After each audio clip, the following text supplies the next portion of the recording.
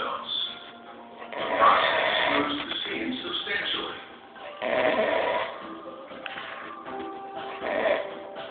But this grinding misses the space between the tubes. So a smaller stream runs into that location, making the weld smooth all the way around.